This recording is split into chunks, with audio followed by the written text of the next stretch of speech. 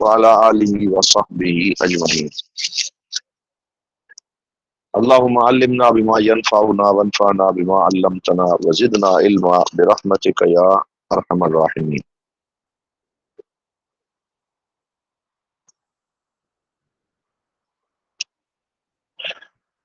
تو الحمدللہ ہم نے گزشتہ جو لیکچرز ہوئے ہیں ان میں 15 حکمتیں جو الحکم العطائیہ کی ہیں ان کو پڑھا تھا، اور آج الحکمت السادسۃ عشرہ یہ ہمارے پیش نظر ہے، اور یہ جو حکمت ہے اس میں سیدی احمد بن عطا اللہ سکندری رحمۃ اللہ تعالی علیہ نے بہت سارے جملوں کی شکل میں ایک ہی حقیقت کا اظہار کیا ہے، اور اس پہ بہت ایمفیسس اور بڑا فوکس کیا ہے، اس لیے اس کو بار بار مختلف شکلوں میں ذکر کیا ہے۔ کیونکہ گزشتہ جو حکمت ہم نے پڑھی تھی اس سے انہوں نے کچھ وحدت الوجود اور اللہ رب العزت کی الوہیت اور ہر جگہ اللہ رب العزت کا جلوہ موجود ہے اس چیز کے بارے میں اظہار کیا تھا۔ اب انہی توحیدی حقائق کو مزید وضاحت کے ساتھ بیان کیا ہے۔ اچھا، آپ اگر دیکھیں تو یہ جو 5-7 جملے ہیں، ہر جملے میں ابتدائی حصہ بالکل ایک جیسا ہے، اور وہ ہے کیف یتصور ان یحجبہ شیء، یہ بار بار دہرایا جا رہا ہے ہر جملے میں، کیف یتصور ان یحجبہ شیء، کہ کیسے تصور کیا جا سکتا ہے کہ اس ذات باری تعالیٰ کو کوئی شے محجوب کر دے، چھپا دے، پردے میں کر دے، آنکھوں سے اوجھل کر دے۔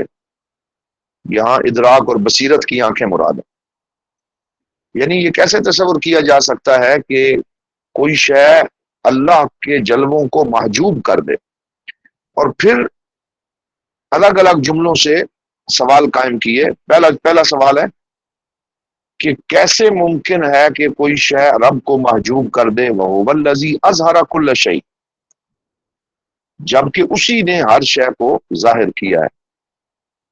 تو جس نے ہر شے کو تخلیق کیا، ظاہر کیا، وجود عطا فرمایا، اور یعنی اس کو ایک خلق کیا ہے، تو اب جس نے پیدا کیا ہے، جو اس کی بنائی ہوئی شے ہے، وہ اس خالق کو کیسے محجوب کر سکتی، چھپا سکتی ہے؟ یہ ممکن نہیں۔ تو فرماتے ہیں کیف یتصور ان یحجبہ شیء وهو الذی اظہر کل شیء، وکیف یتصور ان یحجبہ شیء وهو الذی ظہر بکل شیء، یعنی ہر شے کو ظاہر بھی اس نے کیا، اور پھر جس کو اس نے ظاہر کیا اپنی مخلوقات میں سے ہر ایک کے اندر سے، پھر وہ خود ظاہر بھی ہو رہا ہے۔ یعنی اگر آپ غور و فکر کریں تو اپنی ہر پیدا کردہ شے کے اندر اسی کا جلوہ ظاہر ہوگا، تو پھر وہ شے کیسے ایجاب بن سکتی؟ کیف یتصور ان یحجبہ شیء وهو الذی ظہر فی کل شیء، اور ہر شے میں اسی کا جلوہ ظاہر ہو رہا ہے۔ وهو الذی ظہر لکل شیء، ہر شے کے لیے وہی ظاہر ہو رہا ہے۔ وهو الظاہر قبل وجود کل شیء، اور ہر شے کے وجود سے پہلے اسی کا وجود تھا۔ وَهُوَ أَظْهَرُ مِنْ كُلِّ شَيْءٍ، اور اس کا وجود ہر شے کے وجود سے زیادہ ظاہر ہے۔ وَكَيْفَ يُتَصَوَّرُ أَنْ يَحْجُبَهُ شَيْءٌ وَهُوَ الْوَاحِدُ الَّذِي لَيْسَ مَعَهُ شَيْءٌ، اور اس ذات کو کوئی کیسے محجوب کر سکتا ہے جبکہ وہی وحدہ لا شریک ہے، اور اس کے ساتھ حقیقت میں کوئی اور وجود ہے ہی نہیں، کیونکہ واجب الوجود صرف وہی ہے، اور اس کے ساتھ کوئی اور شے اس کے درجے میں موجود ہے ہی نہیں۔ تو یہ وہ حکمت ہے کہ جس میں سیدی احمد بن عطا اللہ سکندری نے یہ فرمایا کہ کوئی شے بھی ذات باری تعالیٰ کو محجوب نہیں کر سکتے، کیونکہ وہی موجود حقیقی ہے۔ اللہ ازل سے ہے، باقی سب موجودات پہلے معدوم تھی۔ یہ ہم منطق میں بھی علم کلام میں بھی بار بار اس حقیقت کو پڑھتے ہیں کہ ازل سے جو ذات ہے وہ اللہ کی ذات ہے، تو اس کو ہم کہتے ہیں الذی لا بدایۃ لہ ولا نہایۃ لہ، کہ جس کا نہ کوئی آغاز بیان کیا جا سکتا ہے، نہ کوئی اختتام بیان کیا جا سکتا ہے، یعنی نہ اس کا اختتام ہے نہ آغاز ہے، اور وہ ازل سے ہے اور ہمیشہ کے لیے ہے، تو وہ اللہ رب العزت کی ذات ہے۔ الاصل بقاء ما کان علی ما کان، تو باقی جتنی بھی چیزیں ہیں وہ کیونکہ پہلے معدوم تھیں، ان کا کوئی وجود نہیں تھا، تو جو معدوم چیزیں تھیں ان کے بارے میں قاعدہ یہ ہے کہ الاصل بقاء ما کان علی ما کان، کہ اصل یہ ہے کہ جو شے جس کیفیت میں تھی اسی کیفیت میں وہ باقی رہے، یہ قاعدہ ہے۔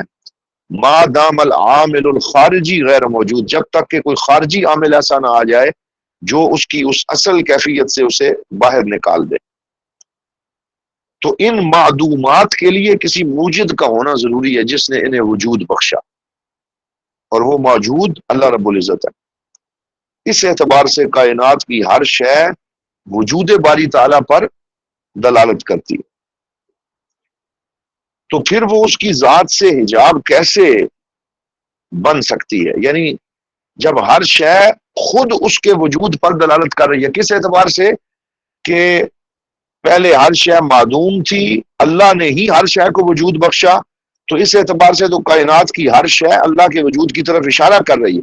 تو جب ہر شے اس کے وجود کی طرف اشارہ کر رہی ہے تو پھر وہ اس کے لیے پردہ کیسے بن سکتی ہے؟ میں مثال دیتا ہوں۔ مثال کے طور پہ اللہ رب العزت نے چاند کو، ستاروں کو، سورج کو، پہاڑوں کو اور ارد گرد جو موجودات بھی ہمیں نظر آتی ہیں ان کو پیدا فرمایا، تو جس جس کو اللہ نے پیدا کیا وہ شاید زبان حال سے پکار رہی ہے کہ میرا رب اللہ میرا خالق ہے اور میں اس کی مخلوق ہوں۔ تو ہر وہ کائنات کی شے جو زبان حال سے اللہ رب العزت کے خالق ہونے کی طرف اشارہ کر رہی ہے، اب وہ شے اللہ کے لیے نعوذ باللہ ہمارے اور اللہ کے درمیان حجاب کیسے بن سکتی؟ یہ اس حکمت کا مفہوم ہے۔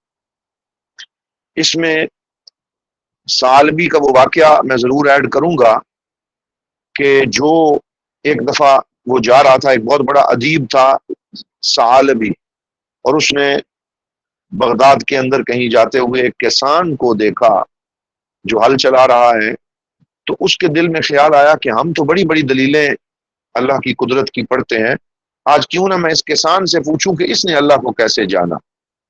تو کہتا ہے میں اس کے پاس گیا اور میں نے اس سے کہا کہ بتاؤ تمہارے پاس اللہ کے وجود کی دلیل کیا ہے، تم تو ان پڑھ انسان ہو۔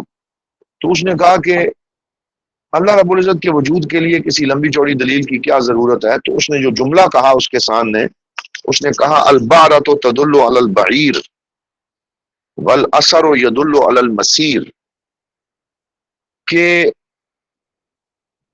بعرہ کہتے ہیں کسی بھی جانور کا جو فضلہ ہے جب کہ وہ قضائے حاجت کرے تو وہ زمین پہ پڑا ہوتا ہے، اس کو بعرہ کہتے ہیں، مینگنیاں جنہیں کہا جاتا ہے، کہ وہ جو مینگنیاں ہیں وہ بھی بتاتی ہیں کہ یہاں سے کوئی جانور گزر کے گیا ہے۔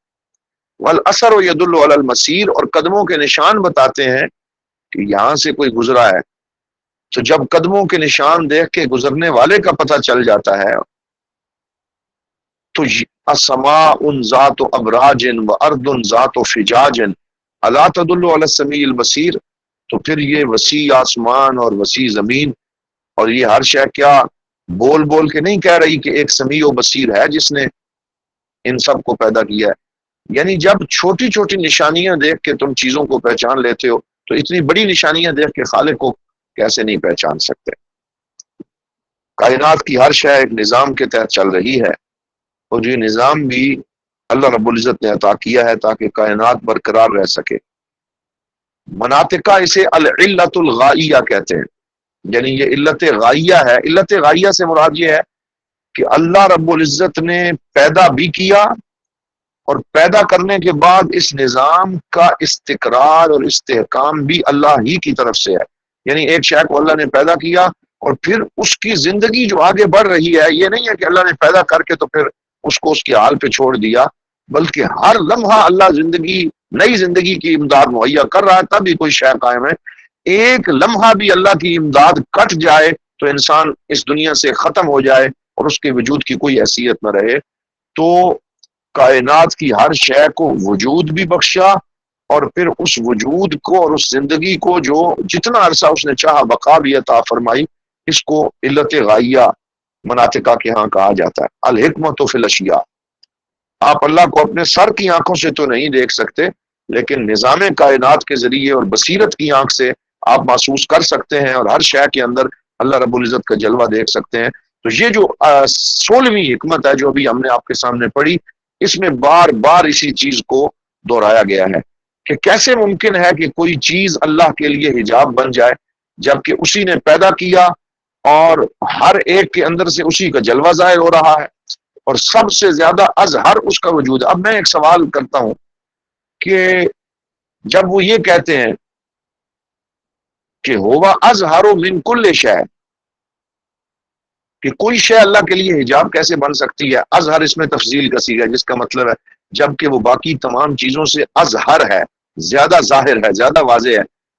تو ہمیں تو چاند نظر آتا ہے، ہمیں تو پہاڑ نظر آتے ہیں، ہمیں تو درخت نظر آتے ہیں، تو جو ہمیں نظر آ رہا ہے وہ اور ہے، تو پھر یہ کیسے کہہ دیا انہوں نے کہ اللہ اظہر ہے، حالانکہ ہمارے سامنے جو ظاہر ہے وہ تو درخت ہے یا وہ کائنات کی چیزیں ہیں، تو اس کو اظہر کیسے کہا جا سکتا ہے؟ اس پہ آپ اپنی رائے عطا فرمائیں کہ وجود باری تعالیٰ کو اظہر کیسے فرمایا گیا۔ جی شاکر صاحب جی۔ تو انہی چیزوں میں ہی تو رب تعالیٰ کی ہمیں قدرت نظر آتی ہے۔ ہاں ماشاءاللہ، یہ ایک بہن نے کہا کہ ان چیزوں میں اللہ رب العزت کی قدرت نظر آتی ہے، تو اس اعتبار سے بھی بات آپ کی درست ہے۔ کوئی اور بات جس سے اللہ کا اظہر ہونا ثابت ہو جائے کہ یہ شے ظاہر ہے اور اللہ اظہر ہے، یعنی اس میں کوئی اور رائے بھی اگر آ سکے۔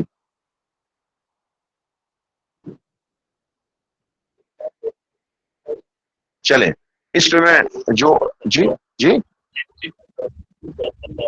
ہاں، یہ اسد صاحب نے کہا کہ ان چیزوں کا وجود اور بقا اللہ رب العزت کے کرم سے ہے، لیکن اس سے بڑھ کے جو ایک اور بات ہے وہ بڑی توجہ طلب ہے، اور وہ یہ ہے کہ جب آپ اس درخت کو دیکھ رہے ہیں یا اس مخلوق کو دیکھ رہے ہیں جو بھی آپ کے سامنے ہے، تو وہ ظاہر ہے اور اللہ اظہر ہے۔ کس اعتبار سے؟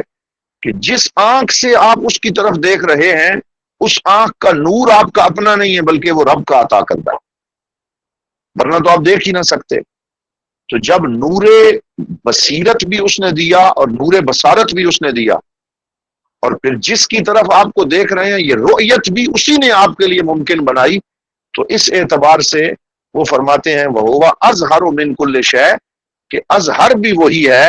اور یہاں رفاقت علی صاحب نے لکھا سنوریہم آیاتنا فی الآفاق وفی انفسہم، تو ہر طرف اسی کی نشانیاں نظر آ رہی ہیں۔ بڑا اچھا شعر ہے ایک، میں اکثر پڑھا کرتا ہوں کہ جگ میں آ کر ادھر ادھر دیکھا، تو ہی آیا نظر جدھر دیکھا، تو ہی آیا نظر جدھر دیکھا۔ تو یہ اس حکمت کا مفہوم تھا جس کو ہم نے مختلف طرق سے واضح کیا، اور سارے سوال قائم کرنے کے بعد آخر میں فرماتے ہیں یا عجباً کیف یظہر الوجود فی العدم ام کیف یثبت الحادث مع من لہ وصف القدم، کہ کتنی حیرت کی بات ہے کہ عدم میں وجود کیسے ظاہر ہو سکتا ہے، اور کیسے کوئی حادث شے ثابت رہ سکتی ہے اس ذات کے ساتھ جس کو قدم کا وصف، جس کو قدم کا وصف حاصل ہے، یعنی اللہ رب العزت قدیم ہے اور باقی ہر شے حادث ہے۔ تو اللہ کا قدیم ہونا یہ ہماری اردو لینگویج کے اعتبار سے نہیں ہے کہ ہم قدیم کہتے ہیں پرانی چیز کو، لیکن قدیم مناطقہ اور متکلمین کے ہاں کسے کہتے ہیں؟ الذی لا اول لہ، القدیم الذی لا اول لہ۔ تو یہ اس اعتبار سے ہے کہ اللہ کا قدیم، یعنی کائنات کی ہر شے کے بارے میں آپ یہ کہہ سکتے ہیں کہ یہ اس کا سٹارٹنگ پوائنٹ ہے تو جس کا سٹارٹنگ پوائنٹ آپ بیان کر سکیں کہ یہ موبائل آج میرے پاس ہے لیکن آج سے 4 سال پہلے یہ نہیں تھا، اس کو بنایا گیا، وہ اس کا سٹارٹنگ پوائنٹ ہے. تو کائنات کی ہر شے کا سٹارٹنگ پوائنٹ آپ بتا سکتے ہیں، لیکن اللہ رب العزت کی ذات وہ ذات ہے الذی لا اول لہ، کہ جس کی بدایت کو آپ بیان نہیں کر سکتے. تو اس اعتبار سے اللہ رب العزت کی ذات قدیم ہے اور کائنات کی ہر شے حادث ہے. تو حادث ہونا اس معنی میں ہے کہ حادث وہ ہوتا ہے الذی لہ بدایت و نہایہ، کہ جس کا آغاز بھی ہو اور جس کا انجام بھی ہو. جبکہ قدیم وہ ہوتا ہے جس کا نہ آغاز بیان کیا جا سکے نہ انجام بیان کیا جا سکے، لا بدایت لہ ولا نہایہ. تو وہ کہتے ہیں کہ کائنات کی کوئی بھی حادث شے کیسے ثابت رہ سکتی ہے اس ہستی کے سامنے جس کو قدم کا وصف نصیب ہے. ساری چیزیں حادث ہیں، وہ قدیم ہے، تو حادث چیزیں قدیم کے لیے کیسے پردہ بن سکتی ہیں، کیسے حجاب بن سکتی ہیں. تو یہ 16ویں حکمت کا معنی تھا جس کو ہم نے بیان کیا. اب ہم اس سے آگے بڑھیں گے. اگر اس حکمت کے بارے میں کوئی دوست اپنی کسی رائے کا اظہار کرنا چاہے یا کوئی سوال تو ہم سن سکتے ہیں. جی گستاخی معاف. عرض یہ ہے انگلش میں 2 لفظ ہیں، ایک ہے کریٹر، ایک ہے میکر. اللہ تعالیٰ اچھا ہر چیز کے کریٹر ہے، اور جی ہم صحیح جو فرمایا. دنیا میں کوئی بھی چیز ہے ہم اس کے میکر ہیں. یعنی ہمیں اس کا جو نقش اول ہے وہ اللہ تعالیٰ کی قدرت ہی کی کسی چیز سے ملتا ہے.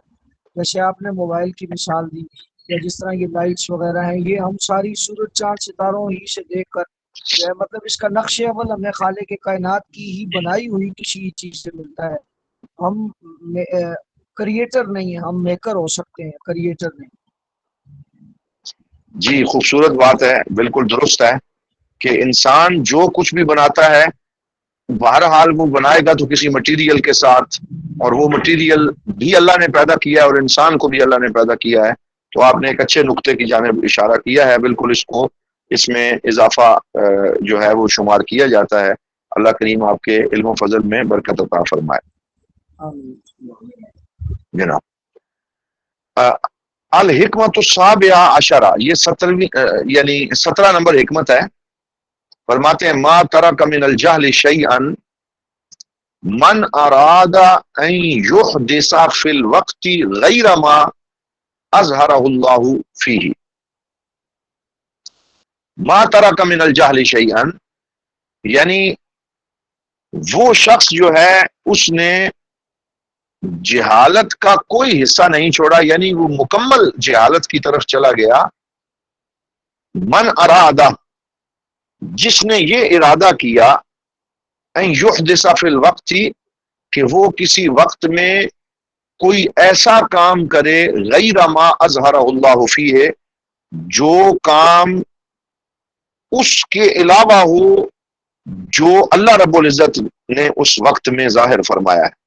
یعنی ایک کام وہ ہے جس کو اللہ رب العزت کسی وقت میں ظاہر فرما رہا ہے، جیسے اللہ تعالیٰ نے قرآن میں فرمایا کل یوم ہوا فی شان، کہ ہر وقت اس کی کوئی شان ظاہر ہوتی ہے، اس کی قدرت ظاہر ہوتی ہے. تو اب وہ شخص بہت بڑا جاہل ہے جو یہ سمجھتا ہے کہ وہ کسی بھی وقت میں کوئی ایسا کام کر سکے گا جو کام اس کے علاوہ ہو جسے اللہ تعالیٰ اس وقت میں ظاہر کرنا چاہتا ہے. مطلب یہ ہے کہ بندے کا ارادہ اللہ رب العزت کے ارادے کے سامنے کوئی حیثیت نہیں رکھتا، بلکہ ہوتا وہی ہے جس کا ارادہ اللہ رب العزت فرماتا ہے. لہٰذا یہ جہالت انسان کو نہیں کرنی چاہیے کہ وہ اپنی جانب سے یہ سمجھتا پھرے اور یہ رعونت اور تکبر اس میں پیدا ہو جائے کہ جو میں چاہوں گا وہ ہو جائے گا، بلکہ وہ اپنے ذہن میں یہ بات رکھے کہ میں تو کوشش کروں گا کسی بھی کام کے لیے، لیکن ہونا وہی ہے جس کا فیصلہ اللہ رب العزت نے فرما دیا ہے. تو اسے ہر قسم کے حالات کے لیے تیار رہنا چاہیے، اللہ رب العزت کے فیصلوں کے سامنے سر تسلیم خم کرنا چاہیے، اور یہ جہالت جو ہے اس کا ارتکاب نہیں کرنا چاہیے کہ وہ کسی وقت میں کوئی ایسا کام کرنے کا ارادہ کرے غیر ما اظہرہ اللہ فیہ، جو اس کام کے علاوہ ہو جس کو اللہ رب العزت نے اس وقت میں ظاہر کیا ہے. اس حکمت کو سمجھانے کے لیے میں آپ کو حضرت مجدد الفسانی رحمۃ اللہ تعالی علیہ کے قول کا حوالہ دوں گا کہ انہوں نے ایک دفعہ اپنے تلامذہ سے فرمایا کہ کبھی خدا نہ بننا اور کبھی رسول نہ بننا. تو وہ بڑے حیران ہوئے، ان کے شاگرد کہنے لگے کہ ہم خدا یا رسول کیسے بن سکتے ہیں، کبھی خدا نہ بننا اور کبھی رسول نہ بننا۔ وہ کہنے لگے ہم تو خدا اور رسول نہیں بن سکتے۔ انہوں نے فرمایا کہ خدا بننے سے میری مراد یہ ہے کہ کبھی بھی یہ نہ سمجھنا کہ جو میں چاہوں گا وہ ہو جائے گا، یہ صرف اور صرف خدا کی شان ہے۔ انما امرہ اذا اراد شیئا ان یقول له کن فیکون، کہ اللہ رب العزت کا امر یہ ہے کہ جب وہ کسی شے سے فرماتا ہے ہو جا تو وہ ہو جاتی ہے۔ تو ارادہ اللہ رب العزت کا، فیصلہ اسی کا، اور وہی کام ہوتا ہے جس کا ارادہ اللہ تعالیٰ فرماتا ہے۔ تو فرمایا کبھی خدا نہ بننا، کیونکہ خدا ہونے سے مراد یہ ہے کہ یہ نہ سمجھ بیٹھنا کہ جو میں چاہوں گا وہ ہو جائے گا، جو میں چاہوں گا وہ ہو جائے گا، یہ صرف اللہ کی شان ہے۔ انسان تو کوشش کرتا ہے اور اللہ رب العزت کی دی ہوئی استطاعت اور قدرت سے وہ اپنی ہمت کرتا ہے۔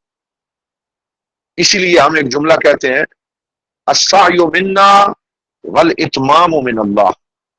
کیا کہتے ہیں جی؟ السعی منا والاتمام من اللہ، کہ کوشش ہماری طرف سے ہے اور اس کوشش کا اتمام اللہ کی طرف سے ہے۔ تو یہی اس سے مراد۔ تو انہوں نے کہا کہ خدا نہ بننے سے مراد یہ ہے کہ کبھی بھی یہ نہ سمجھنا کہ جو میں چاہوں گا وہ ہو جائے گا، اور رسول بننے سے مراد یہ ہے کہ نعوذ باللہ کبھی بھی یہ نہ سمجھنا کہ جو میں کہوں گا وہ شریعت بن جائے گی، کیونکہ یہ شان اللہ نے صرف شارع علیہ السلام کو عطا فرمائی ہے، جو صاحب شریعت ہے، رسول ہے، کہ جو وہ کہہ دیتے ہیں وہ شریعت بن جاتی ہے، کیونکہ وہ اللہ کے حکم سے کہتے ہیں۔ تو یہ سمجھنا کہ جو میں چاہوں گا وہ ہو جائے گا، یہ خدا کی شان ہے، اور یہ کہنا کہ جو میں کہوں وہ شریعت بن جائے، یہ رسول اللہ صلی اللہ علیہ وسلم کا منصب ہے جو اللہ نے ان کو عطا فرمایا ہے۔ اس لیے ان دو چیزوں سے ذرا بچ کے چلنا، تو یہی اس حکمت کے اندر انہوں نے اشارہ فرمایا کہ ما ترک من الجہل شیء، اس نے جہالت میں سے کسی شے کو باقی نہیں چھوڑا، من ارادہ، جس نے یہ ارادہ کیا، ان یحدثا، کہ وہ کر ڈالے، فی الوقت، کسی وقت میں، غیرہ، وہ کام جو اس کے علاوہ ہو، ما اظہرہ اللہ فیہ، جو کام اللہ رب العزت نے اس وقت میں ظاہر فرمایا ہے، تو وہی چلے گا جو اللہ رب العزت کا ارادہ ہے۔ تو یہ بالکل ایک واضح تربیت کے حوالے سے نقطہ نظر تھا جس کو ہم نے پڑھا۔ اب اس سے اگلی حکمت کی طرف ہم بڑھیں گے، یہ بھی بڑی اہم ہے، الحکمت الثامنہ عشرہ۔ اس کے اندر فرماتے ہیں کہ احالتک الاعمال علی وجود الفراغ من رعونات النفس۔ اس کو میں دوبارہ پڑھوں گا، عبارت پہ توجہ فرمائیں۔ احالتک الاعمال، یہ احالہ مصدر ہے اور کاف یہ مضاف الیہ ہے، اور الاعمال اس مصدر کا مفعول بن رہا ہے، یہ شبہ فعل ہوتا ہے، یہ اس کو صرفی نحوی اعتبار سے اگر دیکھا جائے۔ احالتک الاعمال علی وجود الفراغ من رعونات النفس۔ اچھا، اس کا معنی کیا ہوگا؟ معنی ہوگا احالتن، ٹال دینا یا منتقل کر دینا، تیرا ٹال دینا اعمال کو، علی وجود الفراغ، فراغت کے وجود پر، کہ میں یہ کام اس وقت کروں گا جب میں فارغ ہو جاؤں گا، یہ نفس کی رعونت اور نفس کے تکبر میں سے ہے، نفس کی جہالت میں سے ہے۔ یعنی تیرا اعمال صالحہ کو فراغت کے وقت پہ ٹال دینا، یہ نفس کی رعونت میں سے ہے، اس سے بچو۔ اب اس کا معنی کیا ہے؟ تو اس کا مطلب یہ ہے کہ انسان، یہاں اعمال سے مراد اعمال صالحہ ہیں، حج ہے یا نیکی ہے، خیر کے کام ہیں، صراط مستقیم پہ گامزن ہونے والے اعمال ہیں۔ تو ہمارے ساتھ اکثر ایسے ہوتا ہے کہ بہت سے لوگ جب زندگی میں بہت زیادہ مشغول ہو جاتے ہیں، کوئی آدمی کسی آفس ہولڈر ہے، کوئی آدمی جو ہے وہ کسی بڑے عہدے پر ہے، اور کسی آدمی کے اوپر بہت زیادہ ذمہ داریاں ہیں، تو جب اسے کہا جاتا ہے کہ بھائی آج کل مسجد میں نظر نہیں آ رہے اور نماز کے حوالے سے تمہاری کوئی پابندی نہیں ہے، تو وہ کہتا ہے بس میں ریٹائر ہونے والا ہوں، 3-4 سال رہ گئے ہیں، تو پھر اس کے بعد بالکل میں پابند ہو جاؤں گا، اور مسجد میں میرا ارادہ، میں نے پورا ایک اپنے لیے ٹائم سیٹ کیا ہوا ہے کہ ایک قاری صاحب کا بھی انتظام کروں گا، اور نماز کی پابندی، اور ساتھ کچھ دروس بھی اٹینڈ کروں گا. بس 3-4 سال کی بات ہے. تو ابھی فی الحال آپ دیکھ رہے ہیں کہ میں پیک ٹو پیک چل رہا ہوں بالکل. تو یہ اس طرح کی باتیں کر رہے ہوتے. یہ اس کی طرف انہوں نے اشارہ کیا ہے کہ یہ نہ سمجھو کہ یہ زندگی تمہارے اپنے ہاتھ میں ہے اور تم جیسے چاہو اس کے ساتھ کھلواڑ کرو، بلکہ اس کا ایک ایک لمحہ تمہیں اللہ رب العزت نے عطا کیا ہے، اور اس نے اس سے تم سے اس کے بارے میں سوال کرنا ہے. لہذا تیرا اعمال کو فراغت کے وقت پر ٹال دینا یہ نفس کی رعونتوں میں سے ہے. لہذا ایسی رعونت اور ایسے تکبر سے بچتے رہو، اور اعمال صالحہ جو تمہارے اوپر لازم کیے گئے ہیں ان کو تم سر انجام دیتے رہو. کہیں ایسے نہ ہو کہ وقت گزر جائے اور پھر تم کفے افسوس ملتے رہو کہ کاش میں نے کچھ کر لیا ہوتا، کاش میں نے پابندی کر لی ہوتی، اور اس وقت پھر اس کا کوئی فائدہ نہ ہوگا. آج لے ان کی پناہ، آج مدد مانگ ان سے، پھر نہ مانیں گے قیامت میں اگر مان گئے. اس کی شرح میں اگر ہم یہ دیکھیں کہ یہ جو حکمت ہے یہ کس حدیث سے لی گئی ہے اور کس آیت سے لی گئی ہے، تو اس کے لیے تو بہت ساری آیات ہیں. ہم نے پہلے بھی ایک حکمت کے تحت یہ پڑھی تھی. ایک حکمت پہلے گزر چکی ہے جس میں یہ کہا گیا تھا کہ تیرا جو ہے وہ اجتہاد و کفیما دمن لک و تقصیر و کفیما طلب من کا دلیل علی انتماس البصیرت من کا، کہ تیرا ایسے کاموں میں محنت کرنا جن کی تجھے ضمانت دے دی گئی، اور ایسے کاموں میں سستی کرنا جو تجھ سے طلب کیے گئے، یہ در حقیقت اس وجہ سے ہے کہ تیری بصیرت کی آنکھ بند ہو چکی. تو یہ بھی وہی بات ہے کہ انسان ایسے کاموں کے پیچھے ہلکان ہوتا پھرے جو بطور عبد اس کی ملکیت، یعنی اس سے مطلوب نہیں ہے. یہ تو اس نے اپنی ذمہ خود لے لیے ہیں کہ میں فلاں کام کر رہا ہوں، میں فلاں کر رہا ہوں. اللہ نے اس سے یہ طلب نہیں کیا. اللہ رب العزت نے اس سے طلب کیا ہے کہ وہ شریعت مطہرہ کی پابندی کرے. تو انسان اللہ کی مرضی کے بجائے اپنی مرضی کو نافذ کرے، اور وہ یہ کہے کہ میں جب فارغ ہو جاؤں گا تو پھر اللہ کے ذمہ جو لگائے، جو میرے کام اللہ نے میرے ذمہ لگائے وہ کروں گا. تو یہ در حقیقت پچھلی حکمت کے ساتھ اس کا تعلق ہے کہ یہ جاہل شخص ہے جو وقت میں اپنی مرضی سے کچھ کرنا چاہتا ہے، جبکہ اللہ رب العزت نے اسے اپنے کچھ حکم عطا فرمائے ہیں. تو یہ اللہ کے حکم چھوڑ کے اپنی مرضی چلا رہا ہے. تو یہ پچھلی حکمت کے ساتھ اس کا ربط بھی ہے، اور وہ فرماتے ہیں کہ تم کاموں کو اس طرح نہ ٹالو. تو حدیث پاک ہے کہ جس میں حضور صلی اللہ علیہ وسلم نے فرمایا اغتنم خمسا قبل خمس، کہ 5 چیزوں کو 5 چیزوں سے پہلے غنیمت جانو. تو اس میں فرمایا بیماری کو صحت سے پہلے، اور مشغولیت فراغت کو مشغولیت سے پہلے، اور دولت مندی کو فقیری آنے سے پہلے، اور ساتھ پھر فرمایا حیات کا قبل موت کا، اپنی زندگی کو اپنی موت سے پہلے، اور اپنی جوانی کو اپنے بڑھاپے سے پہلے. یعنی اس وقت کہ جب تمہارے پاس فرصت ہے، تمہارے پاس توانائی ہے، صحت ہے، صحت تو اس کو کو بیماری سے پہلے. جی ماشاء اللہ، بالکل آپ نے فرمایا صحت کو بیماری سے پہلے. جی بالکل، جزاکم اللہ. یعنی جب کہ آپ کے پاس صحت ہے تو آپ اس سے پہلے کہ آپ بیمار ہو جائیں اور آپ وہ اعمال سر انجام نہ دے سکیں، تو اس چیز کو غنیمت جانیں اور اپنے اعمال جو آپ کے ذمہ لگائے گئے ہیں ان کو سر انجام دے لیں، وگرنہ بعد میں آپ کے پاس یہ وقت دستیاب نہ ہوگا.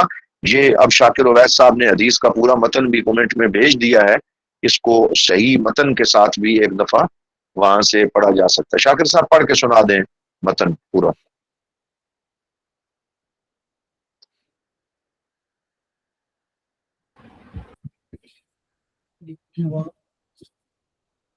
اغتنم خمسا قبل خمس، شبابك قبل هرمك، وصحتك قبل سقمك، وغناك قبل فقرك، وفراغك قبل شغلك، وحياتك قبل موتك. یہ حضور نبی رحمت صلی اللہ علیہ وسلم کی حدیث پاک ہے، اور اس حکمت میں اسی حدیث کے مفہوم کی جانب اشارہ کیا گیا ہے کہ اپنے اعمال کو فراغت کے بہانے پر نہ ٹالو کہ جب میں فارغ ہو جاؤں گا تو کروں گا. یہ تمہارے نفس کی رعونت اور اس کے تکبر میں سے ہے کہ نفس نے تمہیں دبوچا ہوا ہے اور وہ تمہیں کچھ نہیں کرنے دے رہا. تو تم اپنے نفس کے اوپر قابو پاؤ اور اس کی خواہشات کو کچلتے ہوئے تم آگے بڑھو، اور نیکی اور تقوی کے کام جو ہیں ان کی جانب متوجہ ہو جاؤ. تو یہ 18ویں حکمت ہے جس کو ہم نے پڑھا ہے اور اس کے مفہوم کو سمجھا ہے. قبلہ علامہ افتخار صاحب بھی موجود ہیں، اگر وہ اس پہ کچھ اضافہ فرمانا چاہیں یا کوئی اور دوست تو ضرور کچھ فرمائیں. جی میں عرض کروں جی کہ نفس جو ہے، جو اس کی اپنی ضروریات ہیں، اس جی کے لیے مجھے مصروفیت کو بہانہ نہیں بنانے دیتا. جی جی یہ ڈاکٹر نہیں صاحب ہے کہ میرے پاس کھانے کو ٹائم نہیں ہے جی، نمبر 19 سے میرے پاس سونے کو ٹائم نہیں ہے، میرے پاس باقی جسمانی ضروریات کو پورا کرنے کے لیے ٹائم نہیں ہے. میں جی کتنا بھی مصروف ہوں. جی وہ ڈچ زبان میں ایک فریز ہے، وہ کہتے ہیں وقت ہوتا نہیں نکالا جاتا ہے. جس چیز کو ہم جی پریورٹی دیتے ہیں اس کے لیے وقت نکال لیا جاتا ہے. تو نفس جی جو ہے، جو اس کی اپنی ضروریات ہیں، اس وقت وہ یہ نہیں کہتا کہ چلو ان دنوں تم بہت زیادہ مصروف ہو، کھانا نہ کھاؤ، ان دنوں تم بہت ایسے زیادہ مصروف ہو، سونا چھوڑ دو. نہیں، وہ اپنے جی تمام کام میری تمام مصروفیات کے باوجود وہ مجھ سے لے لیتا ہے.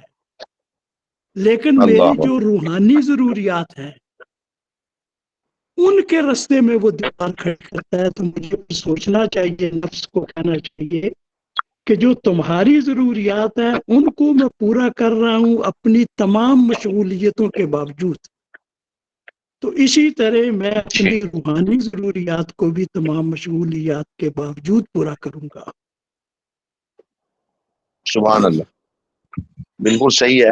ہاں، یہ رعونات نفس کا جو لفظ ہے اس کی بڑی خوبصورت وضاحت فرمائی ہے آپ نے کہ انسان اپنے نفس کے تقاضے تو پورے کرتا رہے اور اس کی خواہشات کے پیچھے بھاگتا رہے، اور جو اس کے دینی اور شرعی تقاضے ہیں جو اللہ اور اس کے رسول صلی اللہ علیہ وسلم کی طرف سے اس پر عائد کیے گئے ہیں، انسان کو سب سے پہلے ان کے اوپر توجہ دینی چاہیے. جی بالکل. ڈاکٹر صاحب قبلہ میرا ایک سوال ہے. جی فرمائیے. حضور عرض یہ ہے، یہ جو آپ نے رعونات نفس کا لفظ استعمال کیا، کیا جی یہ نافرمانی خداوندی میں ہے؟ اگر یہ ہے تو کیا یہ حکم فرائض و واجبات پہ بھی لگے گا یا نوافل یا جملہ جتنے بھی اعمال صالحہ ہیں ان میں ہوگا؟ کیا مطلب، تھوڑی وضاحت فرمائیں. حضور میں یہ عرض کر رہا ہوں، یہ جو آپ نے جو حکمت نمبر 18 ہے 18. اس میں رعونات نفس آپ نے لفظ استعمال کیا نا، تو یہ ظاہر سی بات ہے خداوند قدوس کی نافرمانی ہے. جی تو انسان اس میں کوتاہی کرے گا تو مجرم ہوگا. تو کیا اس کا اطلاق فرائض و واجبات میں ہوگا یا نوافل بھی اس میں شامل ہے؟ حضرت اچھا سوال ہے، لیکن وہ بذات خود اس سے واضح ہو رہا ہے نا کہ ہر ایک کے اپنے درجات ہیں جو احکام شرعی ہیں.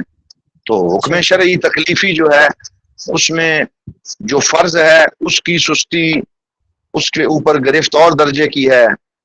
پھر سنت موقدہ، واجب اور سنت موقدہ اس میں اور درجے کی ہے. جو مباحات ہیں اس میں اختیار دیا گیا ہے انسان کو کہ وہ ایک مباح کو ترک کر کے دوسرے مباح کو اختیار کر سکتا ہے، دوسرے مباح کو ترک کر کے تیسرے مباح کی طرف جا سکتا ہے. تو لیکن اس کے بعد جو حرام ہے، مکروہ تحریمی اور تنزیہی ہے، اس کے اپنے اپنے احکام ہیں. تو ظاہری بات ہے کہ وہ اسی اعتبار سے گناہگار ہوگا جس درجے کی عبادت کو ترک کر کے وہ نفس کے تقاضوں کی طرف بھاگے گا. جو شخص نماز کو ترک کر کے اپنے نفس کے تقاضوں کی طرف جائے گا اس پہ گرفت زیادہ سخت ہے، اور رسول اکرم صلی اللہ علیہ وآلہ وسلم کی بہت زیادہ وعید ہے. اسی طرح باقی فرائض کو ترک کرنے کا حکم ہے. تو انسان کو آپ اسے یوں کہہ لیں کہ جسے کہتے ہیں اپنی ترجیحات کا تعین کرنا چاہیے کہ میں اللہ کا بندہ ہوں، اللہ رب العزت میرا خالق و مالک ہے. مجھے اپنی مصروفیات کا تعین کرتے ہوئے سب سے پہلے یہ دیکھنا ہے کہ میرے رب نے مجھے کن چیزوں کا حکم دیا ہے. تو پہلے انسان ان ذمہ داریوں کو بجا لائے جو اللہ رب العزت کی طرف سے اس پر جو ہے وہ لازم کی گئی ہیں، اس کے بعد وہ دیگر تقاضے جو ہیں ان کی طرف متوجہ ہو. تو یہ شان عبودیت اور شان بندگی ہے. جی جی جزاکم اللہ. اب ہم حکمہ التاسعہ عشرہ کو پڑھتے ہیں. 19ویں حکمت جو حضرت احمد بن عطا اللہ سکندری رحمۃ اللہ تعالی علیہ نے ذکر فرمائی. فرماتے ہیں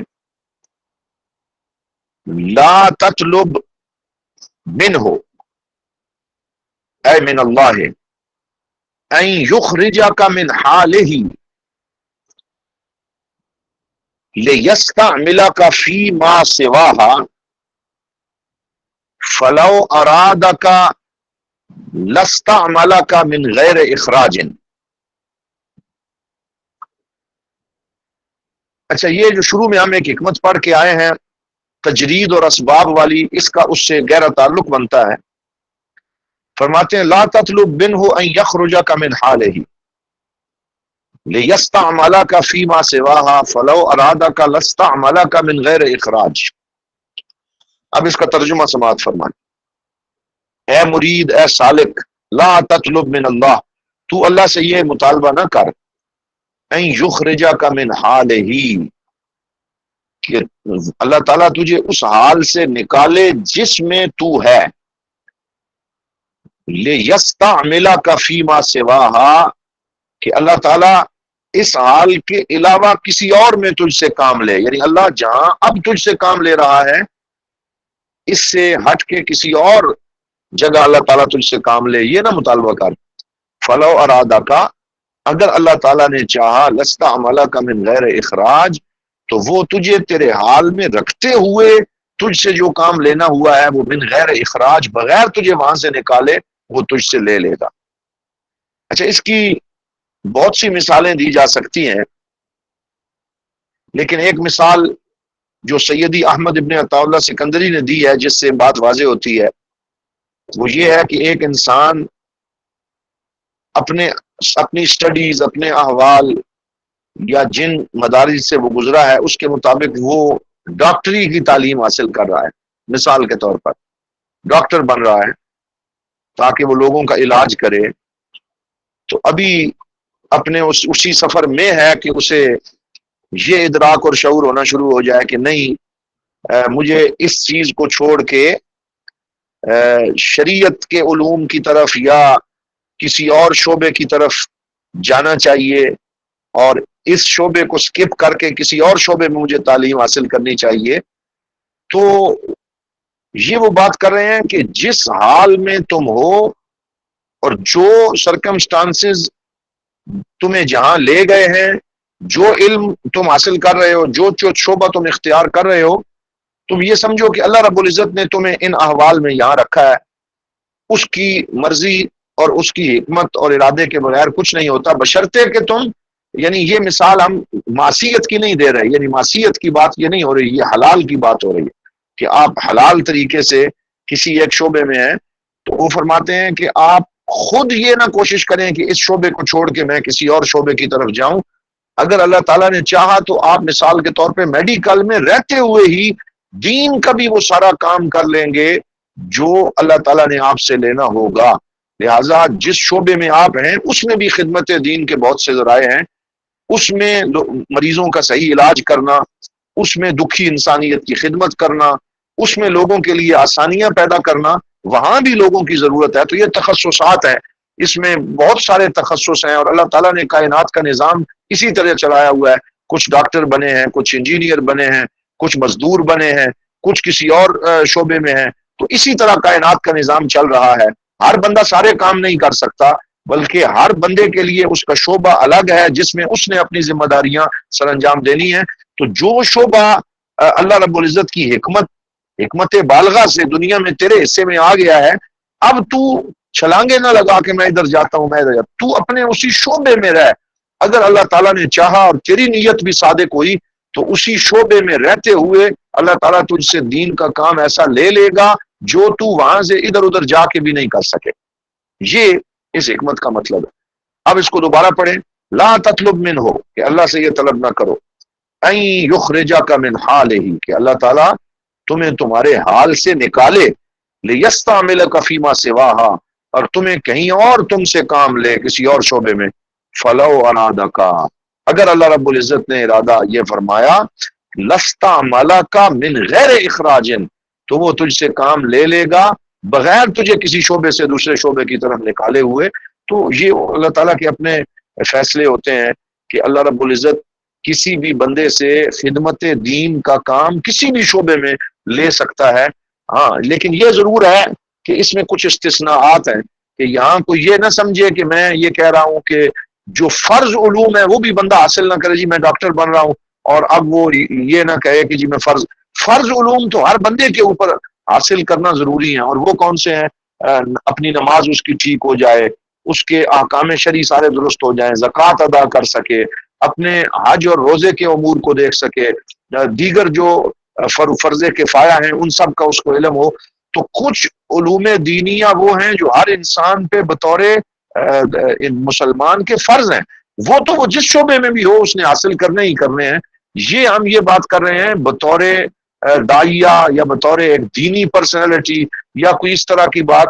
تو انسان کو اپنے اپنے شعبے اور تخصص میں رہ کے جو کام اللہ تعالیٰ نے اس سے لینا ہے وہ اس کو اچھے طریقے سے کرنا چاہیے.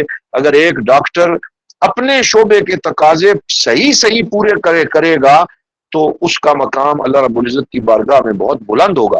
اور ہمیں ایسے ڈاکٹرز کی بڑی ضرورت ہے کہ جن کے اندر خوف خدا ہو، جن کے اندر جو ہے وہ اللہ رب العزت کا ڈر ہو، اور وہ لوگوں کا استحصال کرنے کے بجائے ان کا صحیح علاج کریں.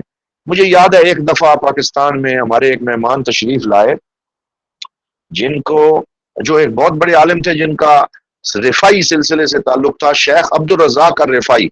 تو وہ اسامہ عبد الرزاق ان کا پورا نام تھا. تو ہمارے بیرا شریف حضرت ضیاء الامت رحمۃ اللہ تعالیٰ علیہ کے عرس پہ وہ تشریف لائے. تو میں بھی ان کے ساتھ ایک ہفتہ رہا، مختلف جگہ ان کے لیکچرز ہوئے. تو ایک جگہ وہ گئے جہاں بہت سی نرسیں بیٹھی تھیں جو ہاسپٹل میں نرسنگ کا وہ کورس کر رہی تھی فیصل آباد میں، کہ انہوں نے اس شعبے میں جانا تھا. تو بہت پیارا جملہ شیخ اسامہ عبد الرزاق نے انہیں فرمایا جو اس حکمت سے تعلق رکھتا ہے. انہوں نے فرمایا کہ پروفیشن کا کوئی مسئلہ نہیں ہے کہ آپ کس پروفیشن میں چلے گئے ہیں.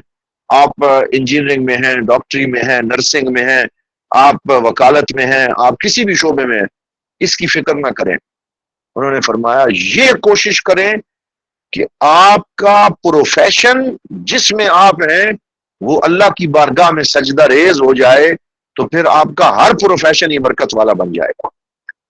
یعنی آپ نرسنگ کے شعبے میں ہیں اور وہاں آپ اپنی ذمہ داریاں ویسے سر انجام دے رہے ہیں جیسے آپ نے جس طرح اللہ تعالیٰ نے آپ کو اس کا حکم دیا ہے، تو وہی شعبہ آپ کے لیے مبارک ہو جائے گا. یعنی آپ کا پروفیشن بھی سجدہ ریز ہو جائے، یعنی عبودیت اور بندگی اور دینی ذمہ داری کا خیال آپ کو رہے.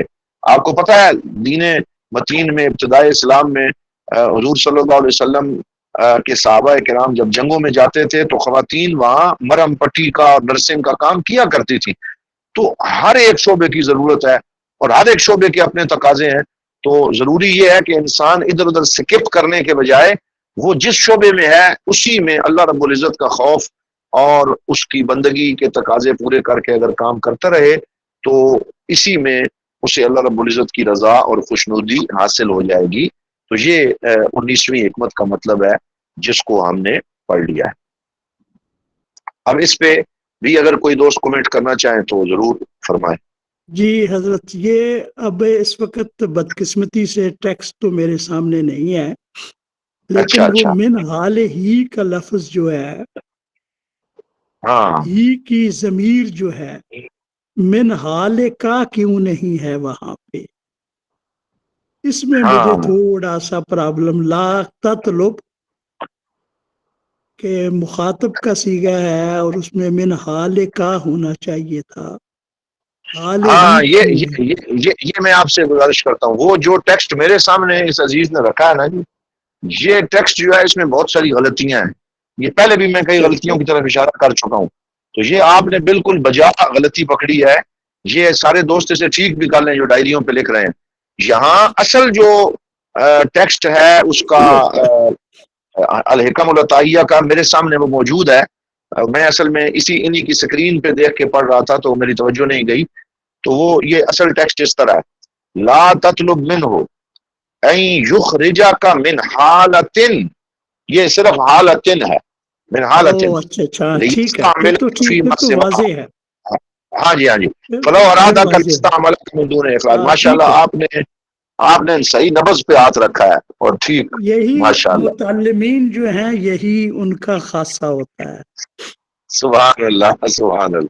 اللہ تعالیٰ آپ کو سلامت رکھے. آپ ماشاءاللہ آپ کا وجود ہمارے لیے اس لیے غنیمت ہے کہ ہم ادھر ادھر اگر ہونے لگیں تو آپ ہمیں پھر اس میں صحیح بھی کر دیتے ہیں.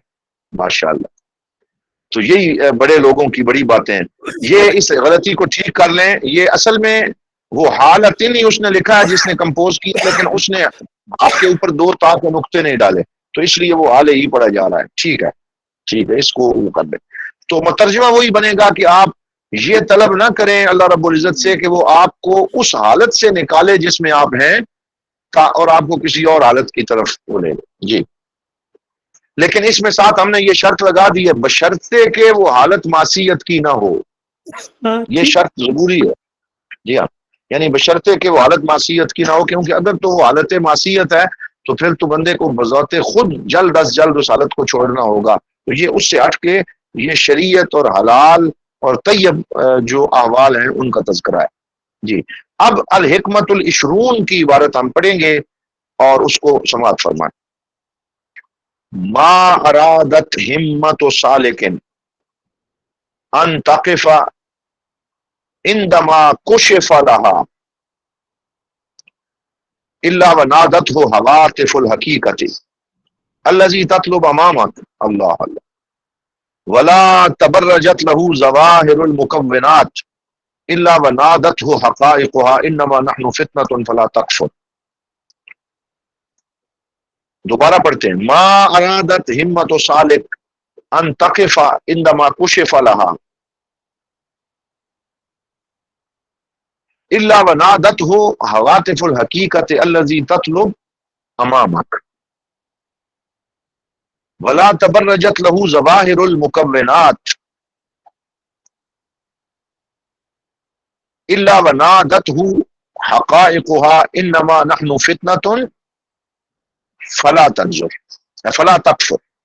اب اس کا ترجمہ سماعت فرمائیں.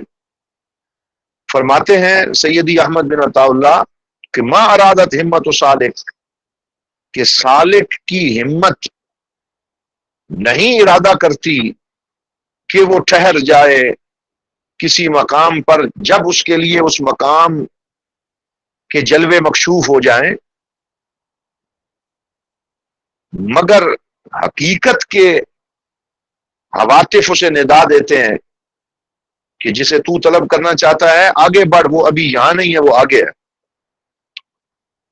ولا تبرجت له ظواہر المکونات، اور جب اس کے لیے اشیاء کے ظواہر سج سنور کے سامنے آتے ہیں تو اسے ان اشیاء کے حقائق سے آواز آتی ہے کہ انما نحن فتنة فلا تکفر، خبردار ہم تیرے لیے آزمائش ہیں، بس کہیں ناشکری اور کفر نہ کر بیٹھنا. یہ تو اس کا ترجمہ ہے. اب اس کے معنی کو سمجھنے کے لیے یہ چیز جاننا ضروری ہے کہ ایک شخص، یہ اس کو ایک مثال سے سمجھتے ہیں کہ ایک شخص زید من الناس، کوئی بھی، وہ پہلے بھٹکا ہوا تھا، اللہ رب العزت کی راہ سے دور تھا، گمراہ تھا، اور اسے اللہ رب العزت کے ساتھ لذت مناجات حاصل نہ تھی، نماز روزے کی توفیق نہ تھی، شہوات میں غرق تھا، منہمک تھا. پھر ہدایت ربانی نے اس کو آ لیا اور اس کا سینہ اسلام کے لیے منشرح ہو گیا، اور اللہ رب العزت کے اوامر اور احکام پر وہ آگاہ ہوا، اور پھر اس نے دین متین کو اختیار کیا. یعنی پہلے بھٹکا ہوا تھا اور پھر دین متین کو اختیار کیا، اور دین کی تمام تعلیمات کو اس نے لازم پکڑا اور فرائض و واجبات اور روزہ نماز کی پابندی کرنے لگا اور محرمات سے بچ گیا، اور اللہ تعالیٰ نے اس کو دین کے اوپر ثابت قدم کر دیا. تو یہ ایک مثال ہے کہ ایک شخص پہلے بھٹکا ہوا تھا اور پھر وہ دین پر کر بند ہوا اور اسے لطف حاصل ہو گیا اور نمازیں پڑھنے لگا اور دین کے تمام احکامات پہ عمل کرنے لگا. تو اس وقت اس پہ ایک حملہ ہوتا ہے، اور وہ حملہ یہ ہوتا ہے کہ جب وہ نمازیں اور روزے اور اس کے انوار و تجلیات اس کے سامنے مکشوف ہوتے ہیں اور اپنی عبادت کا لطف اس کے دل میں پیدا ہوتا ہے اور ایک تزکیہ کی کیفیت سی اسے نصیب ہوتی ہے، تو اس وقت شیطان اس کے اندر یہ بات ڈال دیتا ہے کہ بھائی کمال ہو گیا، تیرے جیسا تو اب اور کوئی نہیں، اور یہ سارے بھٹکے ہوئے لوگ ہیں اور چلیں عبادت کرتے بھی ہوں گے لیکن جتنی پابندی تیرے اندر ہے اتنی اور کسی میں نہیں ہے۔ تو جو ہی انسان کسی ایسے بہکاوے میں آتا ہے کہ جس میں تھوڑی سی اسے دین کی پابندی نصیب ہوئی اور وہ شیطان کے بہکاوے میں آ جائے، تو اگر تو وہ اس بہکاوے میں واقعی آ گیا اور اس کے اندر رعونت تکبر پیدا ہو گیا اور اس نے کہا کہ ہم چوما دیگرے نیست، کیا میرے جیسا کوئی اور نہیں ہے، تو وہیں سے پھر اس کا زوال شروع ہو گیا، اسے بیک گیئر لگ گیا اور وہ واپس جہاں سے آیا تھا اسی گمراہی کی طرف چلا جاتا ہے۔ اور یہ بہت بڑا حملہ ہوتا ہے شیطان کا۔ یہ عبادت گزاروں اور پابند صوم و صلات لوگوں پر ہوتا ہے، اور اسے کہتے ہیں خود پسندی اور اعجاب۔ خود پسندی اور اعجاب، کہ وہ اپنی عبادت کو دیکھ دیکھ کے خوش ہونے لگے۔ لیکن جن کے ساتھ تائید عزدی ہوتی ہے تو اس مقام پہ جو ہی شیطان انہیں ان کی عبادت کی طرف متوجہ کر کے تکبر میں ڈالنے لگتا ہے، اسی وقت اللہ رب العزت کی طرف سے غیبی ندا ان کے دل میں آتی ہے کہ بھائی نہیں، یہاں رکنا نہیں، ابھی تیری منزل اور آگے ہے۔ یہ ایک 2 سال کی پابندی جو تو نے کی ہے یا 10 سال کی ہے یا 40 سال کی، یہ تو کچھ بھی نہیں ہے۔ تیری بندگی اس قابل کہاں کہ تو اس پہ اترا سکے۔ یہاں تو بڑے بڑے لوگ جو ہیں وہ ساری زندگی سجدے میں رہے، وہ حق نہیں ادا کر سکے، تو نے تو کچھ کیا ہی نہیں ہے، ابھی بھی تیری غفلتیں بہت زیادہ ہیں، سستیاں بہت زیادہ ہیں، یہ نمازیں تو اللہ کی بارگاہ میں پیش کرنے کے قابل نہیں ہیں، تو ابھی آگے بڑھ اور محنت کر۔ تو یہ اس حکمت کے پہلے حصے کا ترجمہ ہے۔ اب اگر آپ حکمت کے پہلے حصے کو دوبارہ پڑھ لیں کہ ما ارادت ہمت و سالک ان تقف عندما کشف له، کہ جب بھی کوئی سالک دین متین پہ کر بند ہوتا ہے اور اس کی ہمت اسے کسی مقام پہ پہنچاتی ہے اور وہ مقام اس کے سامنے مکشوف ہوتا ہے، یعنی اس کے انوار کھلتے ہیں، اللہ، تو اسی وقت نادت ہو حواتف الحقیقہ، تو حقیقت کے حواتف اسے ندا لگاتے ہیں، الذی تطلب امامک، کہ بھائی جو تو منزل طلب کرنا چاہتا ہے یہیں پہ نہ رک جانا، وہ آگے ہے، ابھی اور ہمت کر، کسی عمل کا دعویٰ نہ کر بلکہ آگے بڑھتا رہ۔ تو وہ خوش نصیب ہے جو اس ندا کو سن کر سر جھکا کر آگے بڑھنا شروع کر دیتا ہے۔ تو یہ اس کی مراد ہے۔ لیکن جو اس حواتف غیبی کو سننے کی صلاحیت نہ رکھے اور اپنے دل سے آنے والی یہ آواز نہ سن سکے اور اسی عبادت پہ خوش ہو جائے جو اس نے کر لی اور اعجاب اور خود پسندی میں مبتلا ہو جائے، تو اس کا سفر وہیں پہ رک جاتا۔ تو یہ پہلا جو ہے حصہ اس کا ترجمہ۔ پھر ایک اور حملہ بھی ہوتا ہے، اور وہ یہ ہے کہ بعض لوگ جب پابند ہو جاتے ہیں دین پہ تو ان پہ کچھ فتوحات آتی ہیں، اور فتوحات سے مراد 2 طرح کی فتوحات ہو سکتی ہیں۔ ایک فتوحات یہ ہیں کہ دنیا کے دروازے ان پہ کھلتے ہیں اور تحائف آنا شروع ہوتے ہیں، مختلف طرف سے نذرانے موصول ہوتے ہیں، لوگ تحائف دیتے ہیں، دین کی محبت کی وجہ سے خدمت کرتے ہیں، یہ بھی ہو سکتا ہے۔ اور دوسری فتوحات کی صورت یہ ہے کہ اسے بشارات منامی حاصل ہوتی ہیں، یعنی خواب میں بہت زیادہ چیزیں دکھائی جاتی ہیں، بشارات اور اس طرح کے۔ تو یہ اس سے مراد ہو سکتا ہے کہ ولا تبرجت له ظواہر المکونات، کہ جب چیزوں کا ظاہر سج دھج کے اس کے سامنے آتا ہے اور پھر اس کو دنیا بھی ملنے لگتی ہے اور شہرت بھی ملنے لگتی ہے، تو اس وقت ان چیزوں کا ظاہر تو انہیں اچھا لگ رہا ہوتا ہے لیکن ان چیزوں کا باطن اور اس کے حقائق اسے ندا دے رہے ہوتے ہیں، انما نحن فتنۃ فلا تکفر، کہ بھائی ہم تو تیری آزمائش کے لیے بھیجے گئے ہیں، اس لیے کہیں ناشکری نہ کر بیٹھنا، بلکہ ان چیزوں کی طرف توجہ نہ کر بلکہ اللہ کے فضل اور اس کے کرم پہ توجہ کر، تب تو آگے بڑھ سکے گا۔ تو یہ جتنے حملے ایک سالک پہ ہو سکتے ہیں اس حکمت میں ان کی جانب متوجہ کیا گیا ہے کہ نہ تو اپنی عبادت پہ اترائے اور نہ دنیا کی فتوحات کو دیکھ کے یہ سمجھے کہ میں تو یہی چاہتا تھا، یہ مجھے مل گیا، تو پھر تو وہ تھا ہی طالب دنیا ثابت ہو گیا۔ اور نہ ہی بشارات منامیہ اور چند خوابوں کو دیکھ کے وہ بیان کرنا شروع کر دے کہ مجھے آج یہ نظر آ گیا کہ میں جو ہے وہ فلاں روحانی مقام پہ ہوں، اور اپنے مریدین یا متوسلین کے سامنے دعوے شروع کر دے. یہ بہت سارے جو سالک ہوتے ہیں وہ اسی مقام پہ آ کے ان کا بانڈا پھوٹ جاتا ہے اور وہ دعوے شروع کر دیتے ہیں، اور یہیں سے پھر وہ آپ یوں سمجھ لیں کہ ڈی ٹریک ہو کے شیطان کے رستے پہ چلے جاتے ہیں، کیونکہ جو ہی کوئی شخص دعوے شروع کرتا ہے تو پھر اس پہ پکڑ آ جاتی ہے. تو یہ سیدی احمد ابن عطا اللہ سکندری نے بہت خوبصورت انداز میں یہ بتایا کہ جن کے ساتھ تائید ازدی ہوتی ہے، جب وہ عبادت پہ اترانے لگتے ہیں اس وقت ندا آتی ہے کہ آگے بڑھ، ابھی تیری منزل آگے. اور جب ان کے پاس فتوحات ظاہری و باطنیہ آتی ہیں تو ان کے اندر سے بھی اسے ندا آتی ہے کہ ہم تو آزمائش ہیں، تو ناشکری نہ کر اور کفر نہ کر، بلکہ ہماری طرف نہ دیکھ، تو اپنی نظر، اپنے مطمع نظر اللہ کی رضا کو بنا. تو یہ اس 20ویں حکمت کا مدعا اور مقصود ہے جس کو ہم نے بیان کیا. اس میں اگر کوئی بات کوئی دوست ایڈ کرنا چاہے تو ضرور فرمائیں.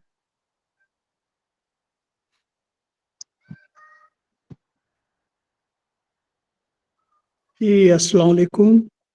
جی حضور. جی میں ذرا پچھلے درس کی طرف ایک دو چیزیں حضور ضیاء الامت اچھا کے دسترخوان کرم سے پیش کرنا چاہتا ہوں، اجازت ہو جی تو؟ آپ جی حضور، صرف ایک بات یہ جو میں اس حکمت کو کلوز کر دوں کر تاکہ لیں پھر آپ کر جی لیں اسے کمپلیٹ، تو پھر جاتے ہیں اس طرف. جی جی حضور. تو یہ جو ہم نے کہا نا کہ سالک جو ہے اس کو اپنے اوپر ہونے والے جو حملے ہیں شیطانی، ان سے بچ کے آگے بڑھنا ہے. تو اس نے خود پسندی میں مبتلا نہیں ہونا، اور اس نے فتوحات ملنے کی وجہ سے جو ہے وہ ڈی ٹریک نہیں ہونا.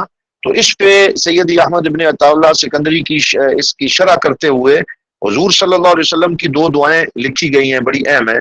کہ ایک تو یہ ہے کہ سرکار دو عالم صلی اللہ علیہ وسلم کا کتنا بلند مقام تھا کہ آپ تو انبیاء کے سردار ہیں اور سید الشاکرین ہیں، اور اللہ تعالیٰ نے بلند مقام عطا کیا ہے. لیکن اس کے باوجود آپ کی مناجات میں یہ لفظ ہمیں ملتے ہیں، اللہم انت ربی لا الہ الا انت خلقتنی وانا عبدک. یا اللہ تو میرا رب ہے، تیرے علاوہ کوئی اور معبود نہیں، تو نے مجھے پیدا کیا اور میں تیرا بندہ ہوں. وانا علی عہدک و وعدک ما استطعت، اور میں تیرے عہد اور تیرے وعدے کے مطابق ہوں جس قدر میری استطاعت ہے میں کوشش کر رہا ہوں. اعوذ بک من شر ما صنعت، لیکن میں تیری پناہ میں آتا ہوں اس چیز کے شر سے جو میں نے کی ہے. یعنی کوئی اگر یہ تعلیم امت کے لیے حضور فرما رہے ہیں کہ اگر مجھ سے کوئی اس طرح کی کسی شے کا صدور ہوا ہے، کوئی غلطی ہو گئی ہے، تو میں تیری پناہ میں آتا ہوں. ابو لک بنعمتک علی و ابو بذنبی، تیری جو میرے اوپر نعمتیں ہیں ان کا بھی اعتراف کرتا ہوں، اور میں اپنے تقصیر اور اپنی طرف سے کمی کا بھی اعتراف کرتا ہوں. فاغفر لی فانہ لا یغفر الذنوب الا انت، بس مجھے بخش دے کیونکہ تیرے علاوہ کوئی اور معاف کرنے والا نہیں. تو حضور صلی اللہ علیہ وسلم اتنا بلند مقام ہونے کے باوجود یہ سید الاستغفار بھی پڑھتے تھے. اسے حضور نے سید الاستغفار قرار دیا کہ یہ جو دعا ہے یہ اگر کوئی آدمی صبح پڑھ لے اور شام سے پہلے اس کا وصال ہو جائے تو وہ بخشا جاتا ہے، اور اگر شام کو پڑھ لے اور صبح سے پہلے اس کا وصال ہو جائے تو وہ بخشا جاتا ہے. اسی طرح ایک حدیث میں حضور صلی اللہ علیہ وسلم فرماتے انہ لیغان علی قلبی حتی اننی لاستغفر اللہ فی کل یوم 100 مرہ. یہ صحیح بخاری شریف میں ہے اور صحیح مسلم شریف اور مسند احمد میں ہے کہ میرے دل پہ غین آ جاتا ہے. کیا آ جاتا ہے؟ غین. اب غین سے ویسے تو اس سے ایک غبار مراد لیا جاتا ہے، تو یہاں علماء نے لکھا ہے کہ یہ غین اغیار نہیں بلکہ غین انوار ہے جو قلب مصطفیٰ صلی اللہ علیہ وسلم پہ آتا ہے. جب انوار بھی بہت زیادہ ہو جائیں تو ایسے لگتا ہے جیسے غبار سا ہو گیا ہے. تو حضور صلی اللہ علیہ وسلم فرماتے تھے کہ میرے دل پہ غین آ جاتا ہے، یعنی غبار آ جاتا ہے، اور یہ انوار ہیں، انوار و تجلیات کی بارش ہے. تو پھر میں کیا کرتا ہوں، لاستغفر اللہ فی کل یوم 100 مرہ، تو میں 100 مرتبہ دن میں استغفار کرتا ہوں. اب سائلین نے پوچھا کہ اتنے انوار کے باوجود حضور استغفار کیوں کرتے تھے؟ تو اصل میں وہ استغفار اس چیز سے تھا کہ کہیں ایسے نہ ہو کہ انوار تو آ رہے ہیں لیکن میری طرف سے کوئی ایسا جملہ، کوئی ایسی بات سرزد نہ ہو جائے. حالانکہ آپ تو معصوم ہیں، لیکن تعلیم امت کے لیے کہ سالک جو ہے اس کی طرف سے کوئی ایسی بات سرزد نہ ہو جس کی وجہ سے انوار کی یہ آمد رک جائے اور اس کی منزل جو ہے وہ کھوٹی ہو جائے، بلکہ جب وہ استغفار کرتا رہتا ہے تو اس کا درجہ جو ہے وہ بلند ہوتا رہتا ہے اور وہ آگے بڑھتا رہتا ہے۔ تو اس طریقے سے حضور صلی اللہ علیہ وسلم کے معمولات کا بھی یہاں پہ تذکرہ کیا گیا ہے۔ جی، تو اس طریقے سے آج ہم 20 حکمتیں تھوڑا آگے کریں، یہ آگے کون سی شاکر صاحب؟ یہ ٹھیک ہے، پھر اس سے ہم کیونکہ وقت اب مکمل ہونا چاہتا ہے، اس سے ہم کل آغاز کر لیں گے۔ آج ہم نے 20 حکمتیں مکمل کی ہیں، اور علامہ افتخار چشتی صاحب کی طرف سے جو کچھ وہ پچھلے درس کے حوالے سے ارشاد فرمانا چاہتے ہیں وہ سماعت کریں۔ جی حضور۔ جی، میں بڑے اختصار سے عرض کروں گا کہ پچھلے سبق میں جو ہے وہ اخلاص نیت کے بارے میں بات تھی، تو اس کے بارے میں سیدی حضور ضیاء الامت رحمۃ اللہ علیہ فرمایا کرتے تھے کہ کتب نما اپنے دل کو بنا لو، کہ کتب نما کی سوئی جو ہے اس کو آپ جتنی مرضی تگ و دو کر کے اس کو ہلانے کی کوشش کریں، کہ اس کو مشرق سے مغرب کرنے کی کوشش کریں، پورا زور لگا لیں، لیکن جب آپ چھوڑیں گے تو وہ فوراً شمالاً جنوباً ہو جائے گی۔ تو اسی طرح ہمارے دل کی سوئی جو ہے وہ حالات کے تمام جبر و استبداد کے باوجود اللہ تعالیٰ کی طرف رہنی چاہیے۔ یہ حضور سیدی ضیاء الامت رحمۃ اللہ علیہ فرمایا کرتے تھے، کتب نما۔ دوسری بات جو ہوئی تھی اس میں خلوت کے بارے میں، تو میں نے ایک دفعہ سیدی حضور ضیاء الامت رحمۃ اللہ علیہ سے پوچھا تھا کہ یہ صوفیاء کے جو چلے ہیں یہ صحابہ اکرام نے کیوں نہیں کیے؟ تو آپ نے فرمایا تھا کہ صحابہ اکرام کو وہ صحبت حاصل تھی کہ جس کے بعد انہیں خلوت کی ضرورت نہیں تھی۔ آج بھی اگر صحبت سبحان کامل اللہ، حاصل ہو تو پھر کسی خلوت کی ضرورت نہیں ہے۔ اب چونکہ وہ کامل صحبتیں نہیں رہی، اس لیے صوفیاء جو ہے وہ خلوت میں جاتے ہیں اور سالکین کو جو ہے وہ بیچتے ہیں۔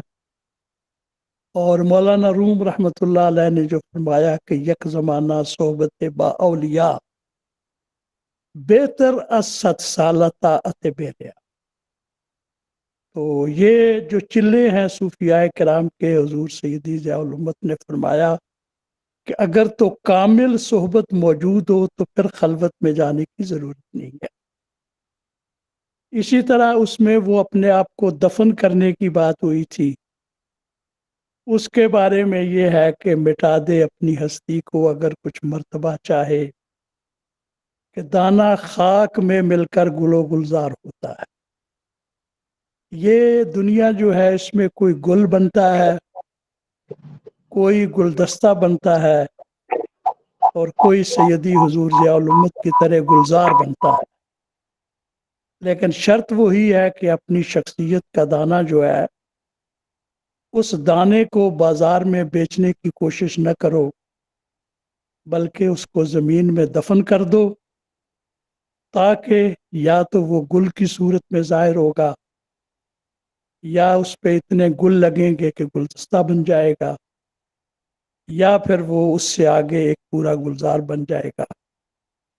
یہ چند باتیں سیدی حضور ضیاء الامت کے دسترخوان کرم سے میں آپ حضرات کی خدمت میں پیش کرنا چاہتا تھا۔ شکریہ۔ ماشاءاللہ، یہ خوبصورت باتیں ہم نے سماعت کی ہیں، اور ان سے یہ ادراک ہوتا ہے جو امام بوصیری علیہ الرحمہ نے فرمایا ہے کہ وَكُلُّهُم مِّن رسول اللہ ملتمس غرفا من البحر او رشفا من الدیم، کہ یہ تمام جو حضرات صوفیاء ہیں یہ آپس میں ان کے جو گفتگو ہے اور جو ان کی تعلیمات ہیں وہ در حقیقت تو ایک ہی ہیں، کیونکہ مشکات نبوت سے فیض یاب ہیں۔ تو بہت شکریہ آپ سب آپ کا۔ جی، تو انشاءاللہ کل اس سے آگے حکمت نمبر 21 سے ہم آغاز کریں گے۔ تو آج ہم اسی پہ اکتفا کرتے ہیں اس دعا کے ساتھ کہ اللہ تعالیٰ۔ ایک سوال اور بھی ہے کہ ہماری اس محفل میں اور کتنے حضرات ہیں جنہوں نے سیدی حضور ضیاء الامت رحمت اللہ تعالی علیہ سے اکتساب فیض کیا ہے، ان کی شاگردی اختیار کی ہے. اگر ان کے اسماء گرامی بھی سامنے آ جائیں تو میرے لیے بڑے سکون کی بات ہوگی. شکریہ. ماشاءاللہ، ایک اچھا سوال ہے. اگر کوئی دوست ایسے ہوں ہمارے ساتھ بزرگ جن کو حضرت ضیاء الامت رحمۃ اللہ تعالی علیہ کی زیارت کا شرف یا تلمذ کا حاصل رہا ہو تو وہ ضرور ہمیں میسج کر دیں، بتا دیں.